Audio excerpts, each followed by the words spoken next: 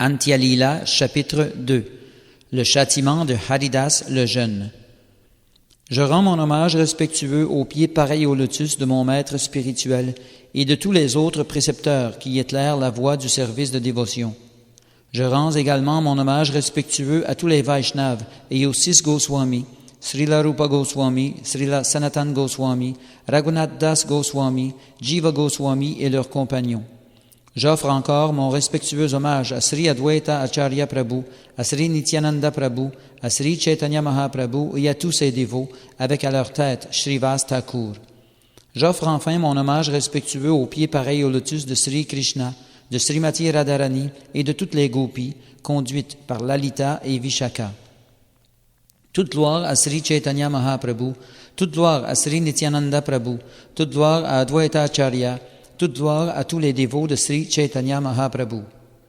Sous la forme de l'avatar Sri Chaitanya Mahaprabhu, Sri Krishna est descendu dans cet univers pour délivrer tous les êtres des 3 mondes, de Brahmaloka à Patalaloka. Il procéda à leur délivrance de 3 façons. En certains lieux, le Seigneur délivra les âmes déchues en les rencontrant personnellement, alors qu'en d'autres lieux, il investit un pur dévot de pouvoir à cette fin. En d'autres encore, il choisit d'apparaître à certaines personnes. Sri Chaitanya Mahaprabhu libéra presque toutes les âmes déchues en les rencontrant personnellement. Il en sauva d'autres en pénétrant dans le corps de Nakula Brahmachari et dans le cas de Nrishinga Brahmachari en apparaissant devant lui. Cette affirmation « Je vais délivrer toutes les âmes déchues » est caractéristique de Dieu, la personne suprême. Lorsque Sri Chaitanya Mahaprabhu était personnellement présent, quiconque le rencontrait, ne fût-ce qu'une seule fois, devenait pleinement satisfait et hautement évolué sur le plan spirituel. Chaque année, les dévots du Bengale se rendaient à Jagannath Puri pour y rencontrer Sri Chaitanya Mahaprabhu, après quoi ils retournaient au Bengale. De même, des gens de diverses provinces de l'Inde qui se rendaient à Jagannath Puri se trouvaient comblés après avoir vu les pieds pareils au lotus de Sri Chaitanya Mahaprabhu. Empruntant une forme humaine, des gens y venaient également de tous les coins de l'univers, y compris les habitants des 7 îles, des 9 Khandas, des planètes des Devas, de Gandharvaloka et de Kinnaraloka. En voyant le Seigneur, ils devenaient tous des Vaishnavas. Aussi, dans cette île, ils chantaient-ils le mantra Hare Krishna, animé d'un amour extatique pour Dieu. Ainsi, par le biais de rencontres personnelles, Sri Chaitanya Mahaprabhu délivra les 3 mondes. Certains ne pouvaient cependant lui rendre visite et demeuraient empêtrés dans des activités d'ordre matériel. Afin de délivrer tous ceux qui, dans différentes régions de l'univers, ne pouvaient le rencontrer face à face, Sri Chaitanya Mahaprabhu pénétra personnellement dans le corps de certains purs dévots. Ce faisant, il investit de pouvoir certains êtres, ces purs dévots, en leur transmettant sa propre dévotion dans des proportions telles que dans tous les pays, quiconque les voyait devenait à son tour un dévot. Sri Chaitanya Mahaprabhu délivra ainsi l'ensemble des 3 mondes, non seulement par sa présence personnelle, mais également en investissant de pouvoir certains de ses proches. Je vais maintenant expliquer brièvement comment il mit en pouvoir un dévot du Bengale. À Ambuya Muluka, il y avait une personne du nom de Nakula Brahmachari, un bhakta parfaitement pur, très élevé dans la pratique du service de dévotion. Comme il désirait délivrer tous les habitants du Bengale, Sri Chaitanya Mahaprabhu pénétra dans le cœur de Nakula Brahmachari. Nakula Brahmachari devint alors tel un homme hanté par un esprit, si bien qu'à diverses occasions, on pouvait le voir rire, pleurer, danser ou chanter comme un fou. Son corps subissait constamment diverses transformations caractéristiques de l'amour transcendantal pour Dieu. Il pleurait, frissonnait, transpirait, dansait, devenait frappé de stupeur et émettait des sons semblables à ceux qui proviennent des nuages. Son corps brillait du même éclat que celui de Sri Chaitanya Mahaprabhu et il se montrait tout aussi envahi que lui par l'amour extatique de Dieu. Les gens venaient de toutes les provinces du Bengale pour voir ces phénomènes. Il conseillait à tous ceux qu'il rencontrait de chanter les saints noms Hare Krishna et en le voyant, les gens étaient transportés d'amour pour Dieu. Lorsque Shivananda Sena entendit dire que Sri Chaitanya Mahaprabhu était entré dans le corps de Nakula Brahmachari, un doute se forma dans son esprit et il se rendit sur place. Désirant mettre Nakula Brahmachari à l'épreuve, il resta dehors en se disant Si Nakula Brahmachari m'interpelle personnellement et s'il connaît en outre mon mantra d'adoration, alors je comprendrai qu'il est inspiré par la présence de Sri Chaitanya Mahaprabhu. Cette pensée en tête, il se tint un peu à l'écart. La foule était fort nombreuse et le va-et-vient constant. De fait, elle était si dense que certains ne pouvaient même pas voir Nakula Brahmachari. Inspiré de l'intérieur, Nakula Brahmachari dit « Shivananda Sena se tient non loin d'ici, que 3 ou 4 d'entre vous aillent le quérir. » Les gens se mirent alors à courir dans toutes les directions en appelant « Shivananda, que celui qui se nomme Shivananda s'approche. » Nakula Brahmachari te demande. Lorsqu'il entendit ces appels, Shivananda Sena s'approcha rapidement, offrit son hommage à Nakula Brahmachari et s'assit près de lui. Nakula Brahmachari dit « Je sais que tu entretiens des doutes à mon égard. Je te prie donc d'écouter très attentivement la preuve que je vais t'apporter. Tu chantes le mantra de Gaura Gopal, qui se compose de 4 syllabes. Veuille donc maintenant chasser les doutes qui t'habitent. » Shivananda Sena acquit dès lors la pleine certitude que Nakula Brahmachari était tout entier habité par Sri Chaitanya Mahaprabhu. Shivananda Sena lui offrit ensuite son hommage et son service dévoué. Ainsi doit-on comprendre les puissances inconcevables de Sri Chaitanya Mahaprabhu. Écoutez maintenant comment se produit son apparition, Avirbhava. Sri Chaitanya Mahaprabhu apparaissait toujours en 4 lieux, dans le temple domestique de Mère Sachi, partout où dansait Sri Nityananda Prabhu, dans la maison de Srivas Pandit chaque fois qu'on y chantait les saints noms en groupe, ainsi que dans la demeure de Raghava Pandit. Ces apparitions du Seigneur s'expliquent par l'attrait qu'exerce sur lui l'amour de ses dévots, caractéristique inhérente à sa nature. Sri Chaitanya Mahaprabhu apparut à Nrishingananda Brahmachari, dont il accepta les offrandes.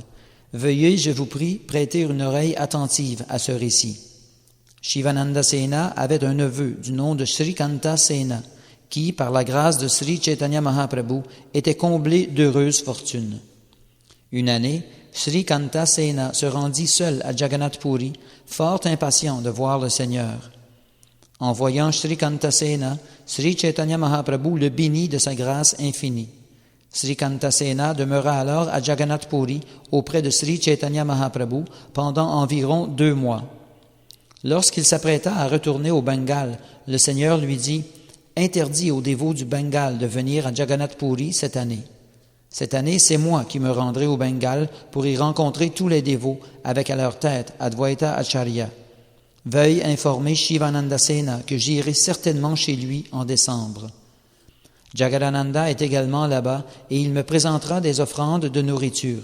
Dis-leur bien à tous de ne pas venir à Jagannath Puri cette année. » Lorsque Srikanta Sena retourna au Bengale et leur transmit ce message, tous les dévots furent remplis d'allégresse.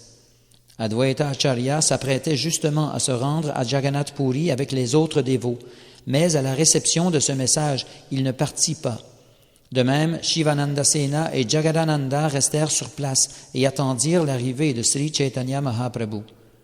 Lorsque arriva le mois de Pausha, Jagadananda et Shivananda rassemblèrent toutes sortes d'articles en vue d'accueillir le Seigneur comme il se doit. Jour après jour, ils attendaient la venue du Seigneur jusqu'à la tombée de la nuit. Mais le mois passa sans que Sri Chaitanya Mahaprabhu ne vienne, de sorte que Jagadananda et Shivananda étaient très malheureux. Or, voilà que tout soudainement, Nrishingananda arriva sur les lieux. Jagadananda et Shivananda le firent aussitôt s'asseoir près d'eux, mais en les voyant tous deux si malheureux, il leur demanda « Comment se fait-il que je vous trouve dans un tel état ?» Shivananda Sena lui répondit alors « Sri Chaitanya Mahaprabhu nous a promis qu'il viendrait. Pourquoi donc n'est-il pas encore arrivé ?» À ces mots, Nrishingananda Brahmachari répliqua « Soyez apaisés, je vous en prie. Je vous assure que je vous l'amènerai dans 3 jours. » Shivananda et Jagadananda connaissaient tous deux le prestige de Nrishingananda Brahmachari, ainsi que l'amour qu'il portait au Seigneur. Ils se sentirent donc rassurés, convaincus qu'il ne manquerait pas de leur amener Sri Chaitanya Mahaprabhu. Son véritable nom était Pradyumna Brahmachari. Le nom de Nrishingananda lui avait été donné par Sri Gaurasundar lui-même. Après avoir médité pendant 2 jours, Nrishingananda Brahmachari dit à Shivananda Sena « J'ai maintenant amené Sri Chaitanya Mahaprabhu jusqu'au village de Panihati. Demain, à midi, il sera chez toi. Veuille par conséquent préparer tous les ingrédients nécessaires à la composition d'un repas. Je cuisinerai personnellement pour lui et lui offrirai la nourriture. Je l'amènerai donc ici très bientôt. Sache que je dis la vérité et ne garde aucun doute en ton esprit. Apporte-moi tous les ingrédients sans tarder, car je désire commencer à cuisiner immédiatement. Veuille faire ce que je te demande. Nrishingananda Brahmachari dit à Shivananda, « Apporte-moi tous les ingrédients que je te demande. » Et Shivananda Sena lui procura sur le champ tout ce dont il avait besoin. Commençant tôt le matin, Nrishingananda Brahmachari prépara toutes sortes de mets, incluant des légumes, des pâtisseries, du riz au lait et divers autres plats. Lorsqu'il eut fini de cuisiner, il prépara des assiettes séparées pour Jagannath et Sri Chaitanya Mahaprabhu. Il prépara également une autre assiette pour Nrishingadev, sa murti vénérée, séparant ainsi la nourriture en 3 offrandes distinctes. Puis, de l'extérieur du temple, il se mit à méditer sur le Seigneur. Dans sa méditation, il vit Sri Chaitanya Mahaprabhu s'approcher rapidement, s'asseoir et manger les 3 offrandes, sans laisser aucun reste. Pradyumna Brahmachari fut saisi d'une extase transcendantale en voyant Sri Chaitanya Mahaprabhu manger tout ce qu'il avait cuisiné, et des larmes coulèrent de ses yeux.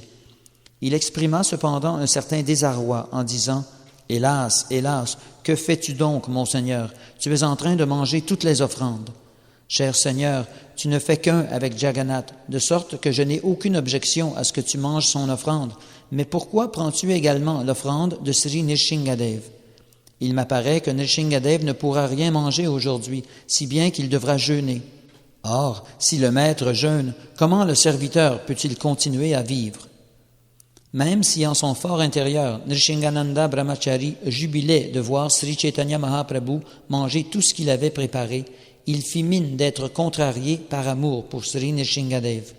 Sri Chaitanya Mahaprabhu est Dieu lui-même en personne. Il n'y a donc aucune différence entre Sri Jagannath, Sri Nrishingadev et lui. Pradyumna Brahmachari désirait ardemment comprendre cette vérité. C'est pourquoi Sri Chaitanya Mahaprabhu choisit de la lui révéler par une démonstration pratique.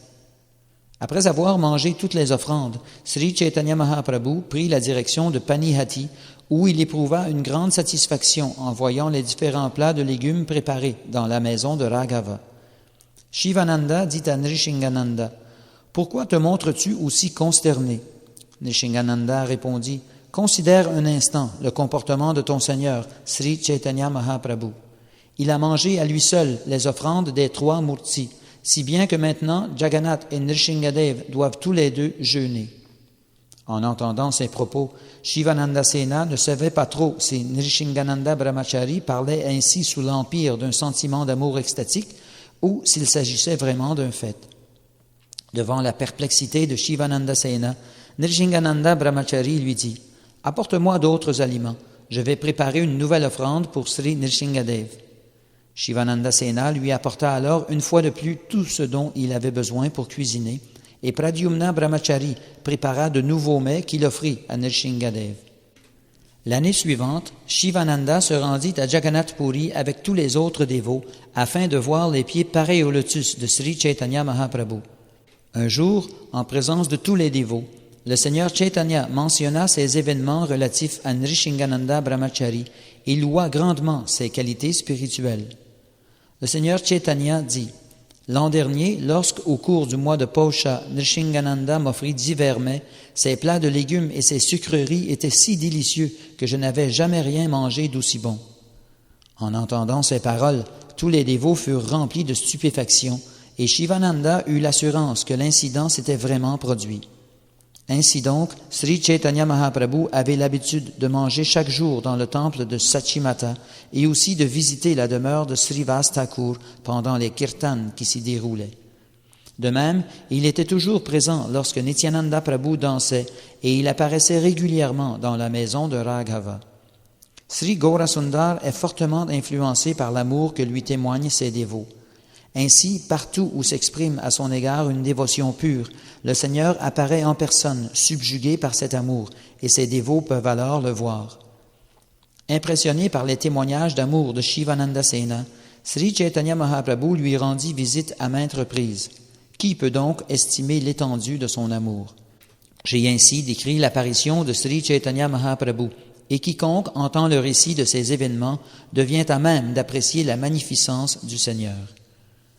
Bhagavan Acharya, un parfait gentilhomme, un savant érudit et un grand bhakta, vivait dans l'entourage de Sri Chaitanya Mahaprabhu à Jagannath Puri.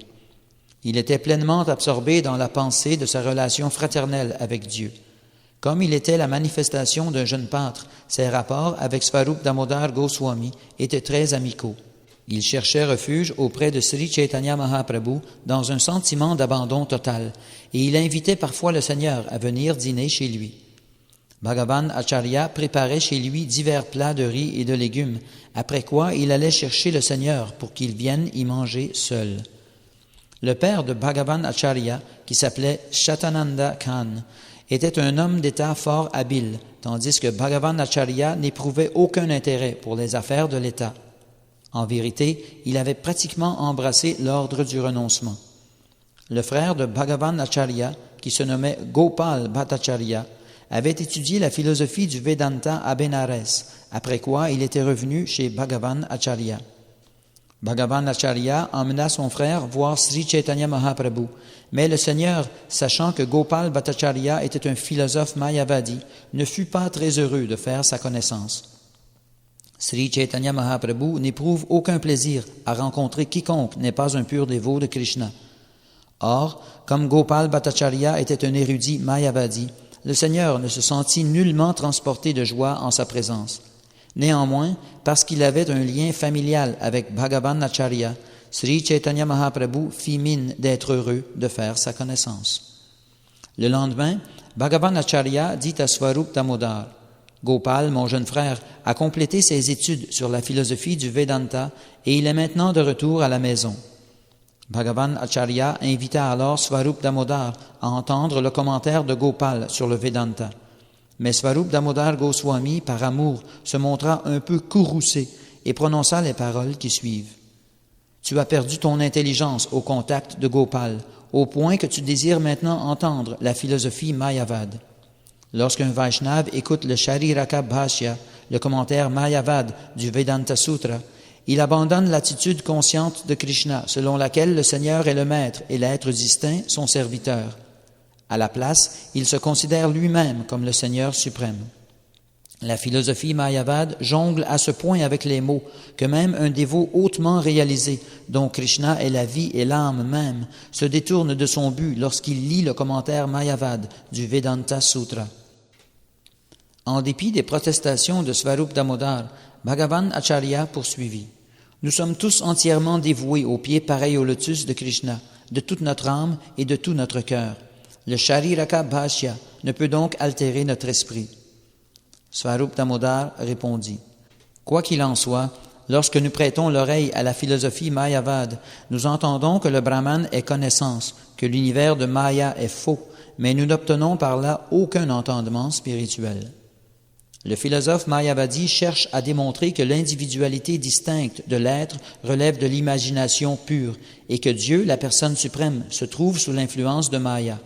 Le simple fait d'écouter ce genre de commentaires brise le cœur et l'âme d'un bhakta.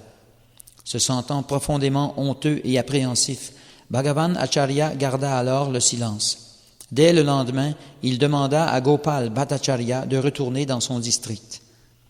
Un jour, Bhagavan Acharya invita Sri Chaitanya Mahaprabhu à dîner chez lui.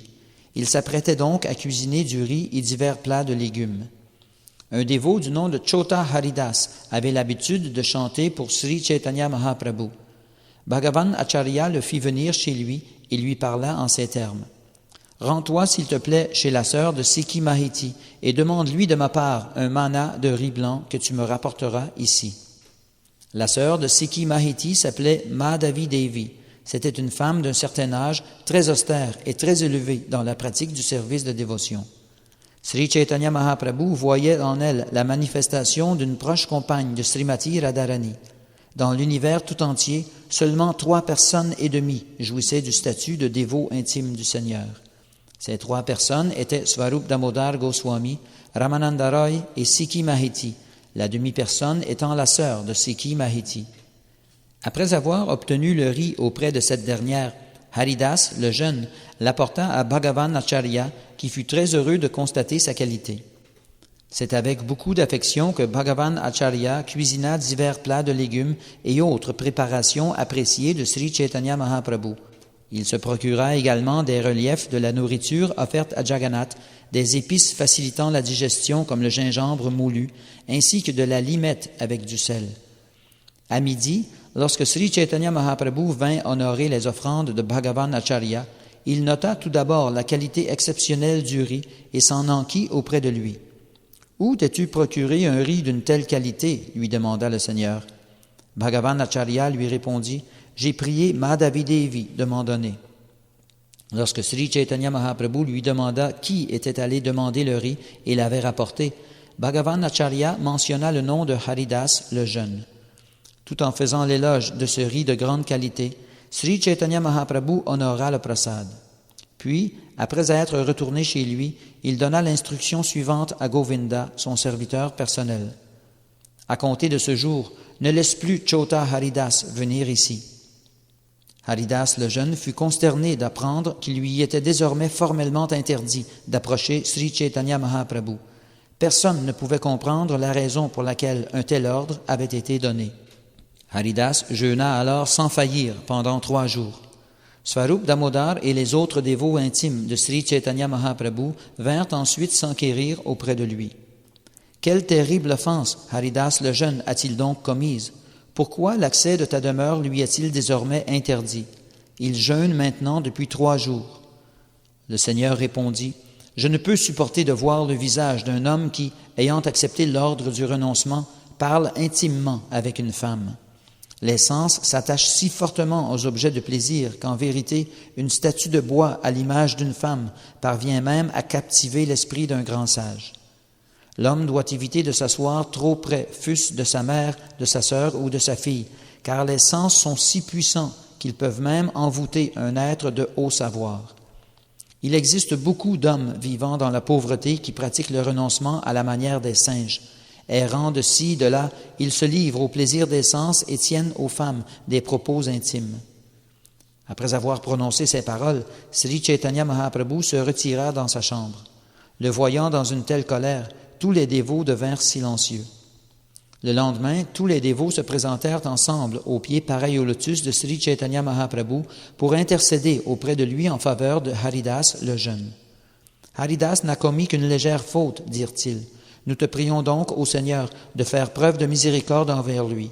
Il a déjà reçu une leçon suffisante et jamais plus il ne se rendra coupable d'une telle offense. » Sri Chaitanya Mahaprabhu dit « Je n'ai aucun pouvoir sur mon esprit à cet égard. Il n'aime tout simplement pas voir un membre de l'ordre du renoncement s'entretenir en privé avec les femmes. Vous devriez tous retourner à vos occupations respectives et renoncer à ces propos inutiles. Si vous me parlez à nouveau de cette affaire, je partirai d'ici et vous ne me reverrez plus. » En entendant ces mots, tous les dévots se couvrirent les oreilles de leurs mains, se levèrent et retournèrent à leurs devoirs respectifs. Sri Chaitanya Mahaprabhu quitta également les lieux pour s'acquitter de ses devoirs du midi. Personne ne pouvait comprendre ces divertissements. Le lendemain, tous les dévots allèrent chez Paramananda Puri et le prièrent d'apaiser le Seigneur. Paramananda Puri se rendit alors seul chez Sri Chaitanya Mahaprabhu.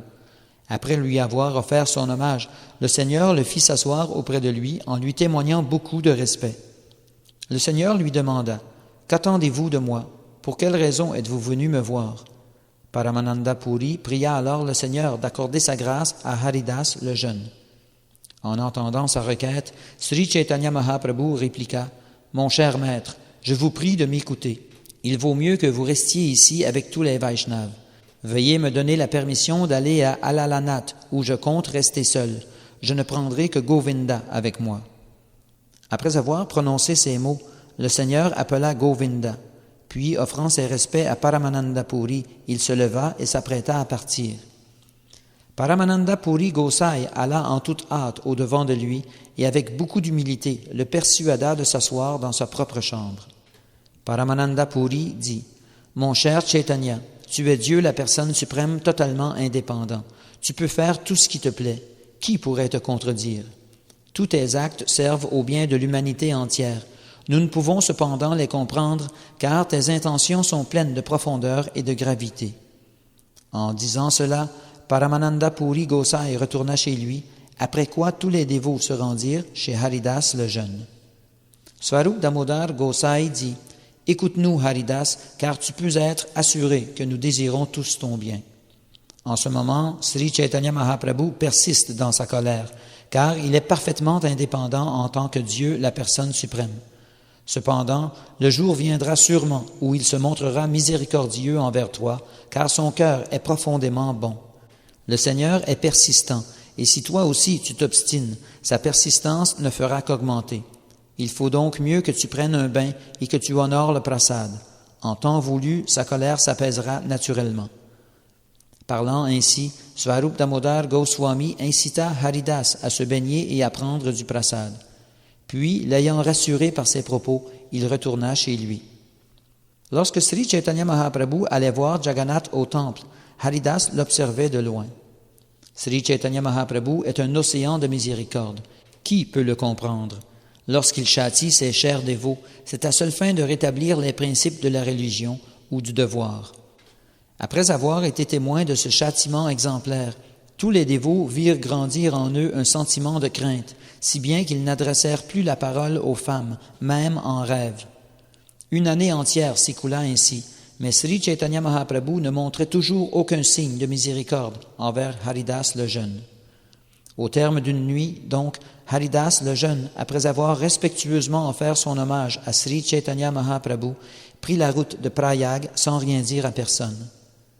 Chota Haridas, le jeune, avait fermement résolu de trouver refuge au pied pareil au lotus de Sri Chaitanya Mahaprabhu.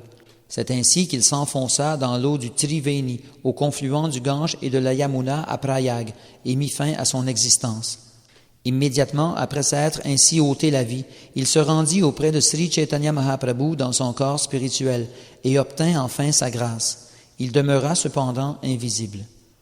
Dans un corps spirituel semblable à celui de Gandharva, Haridas le jeune, quoique invisible, chantait la nuit pour le plaisir de Sri Chaitanya Mahaprabhu. Personne d'autre que le Seigneur n'en avait connaissance. Un jour, Sri Chaitanya Mahaprabhu demanda aux dévots « Où se trouve Haridas? Vous pouvez maintenant me l'amener. » Tous les dévots répondirent alors « Une nuit, au terme d'une année complète, Haridas le jeune s'est levé et est parti. Personne ne sait où il est allé. » En entendant les dévots s'apitoyer de la sorte, Sri Chaitanya Mahaprabhu esquissa un sourire, ce qui ne manqua pas de les étonner tous. Un jour, Jagannananda, Swarup, Govinda, Kashishvara, Shankar, Damodar et Mukunda se rendirent tous à la mer pour s'y baigner. Ils entendirent Haridas le jeune chanter dans le lointain, comme s'il les appelait de sa voix originelle. Personne ne pouvait le voir, mais ils l'entendaient néanmoins chanter d'une voix très douce. Tous les dévots, avec à leur tête Govinda, en arrivèrent donc à la conclusion suivante. Chota Haridas a dû se suicider en avalant du poison, et pour avoir commis cet acte coupable, le voilà maintenant devenu un fantôme de Brahmana. Nous ne pouvons voir sa forme matérielle, disait-il, mais nous entendons son chant suave. Il s'ensuit qu'il doit être devenu un fantôme. Mais Swarup Damodar protesta. Votre déduction est erronée. Haridas le jeune a chanté le mantra Hare Krishna toute sa vie durant, et il n'a cessé de servir le Seigneur suprême, Sri Chaitanya Mahaprabhu. Qui plus est, il est très cher au Seigneur, et il a trouvé la mort dans un lieu saint. Haridas ne peut s'être dégradé, il doit avoir accédé à la libération. Il s'agit là d'un divertissement de Sri Chaitanya Mahaprabhu que vous comprendrez tous plus tard. Un bhakta revint alors de Prayag à Navadvip et rapporta à tous les détails du suicide de Haridas le jeune. Il expliqua comment Haridas le jeune avait pris sa décision et était entré dans l'eau au confluent du Gange et de la Yamuna. En entendant les détails de son récit, Srivas Thakur et les autres dévots furent très étonnés. À la fin de l'année, Shivananda Sena se rendit à Jagannath Puri comme il en avait l'habitude, accompagné des autres dévots, et c'est avec une grande joie qu'il retrouva Sri Chaitanya Mahaprabhu. Lorsque Srivas Thakur demanda à Sri Chaitanya Mahaprabhu « Où est donc Haridas le jeune ?» Le Seigneur répondit « Chacun est assuré de récolter les fruits de ses actes intéressés. » Shrivas Thakur raconta alors en détail comment Haridas avait décidé d'entrer dans l'eau au confluent du Gange et de la Yamuna. Lorsque Sri Chaitanya Mahaprabhu entendit son récit détaillé, il sourit en signe d'approbation et dit « Si quelqu'un nourrit des intentions d'ordre charnel en regardant une femme, ce n'est qu'en agissant de la sorte qu'il peut se racheter. » Tous les dévots, ayant à leur tête Svarup Damodar Goswami, en vinrent alors à la conclusion que, parce qu'il s'était suicidé au confluent du Gange et de la Yamuna, Haridas devait avoir finalement trouvé refuge aux pieds pareils au lotus de Sri Chaitanya Mahaprabhu. C'est ainsi que Sri Chaitanya Mahaprabhu, le fils de Mère Sachi, accomplit ces divertissements, lesquels procurent une grande satisfaction aux oreilles et au mental des purs dévots qui les entendent. Cet incident révèle la miséricorde de Sri Chaitanya Mahaprabhu, son enseignement sur le fait qu'un sannyasi doit demeurer dans l'ordre du renoncement, ainsi que l'attachement profond que ses fidèles dévots éprouvent pour lui. Il illustre également les gloires des lieux sacrés et la façon dont le Seigneur accueille son fidèle dévot. Ainsi, par l'accomplissement d'un seul divertissement, le Seigneur atteint 5 ou 6 objectifs différents. Les divertissements de Sri Chaitanya Mahaprabhu sont comme du nectar, et ils sont aussi profonds que l'océan. La masse des hommes ne peut les comprendre, mais un dévot sobre le peut, lui. Veuillez entendre les divertissements de Sri Chaitanya Mahaprabhu avec foi et en toute confiance. N'argumentez pas inutilement, car vous n'obtiendrez par là qu'un résultat contraire. Priant aux pieds pareils au lotus de Sri Rupa et de Sri Raghunath, en espérant toujours leur grâce, Krishnadas, marchant sur leurs traces, narre le Sri Chaitanya Charitamrita.